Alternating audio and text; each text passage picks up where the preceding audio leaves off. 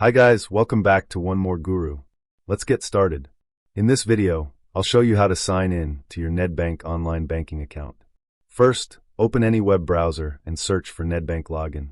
From the results, click on the official Nedbank website. Always double-check that you're on the correct website before entering your login details. Once you're on the home page, click the login button at the top right corner of the screen. Then select the type of account you want to access, such as online banking. Enter your username and password in the required fields. If you've forgotten your login information, click on the Need Help or Password Recovery option and follow the instructions to reset your details. If you don't yet have an account, select the Register option and follow the steps to create your Nedbank online banking profile. After entering your details, click Login and you'll be signed into your account. I hope this helped. Don't forget to like, subscribe, and stay tuned for more helpful tutorials right here on One More Guru. See you in the next one.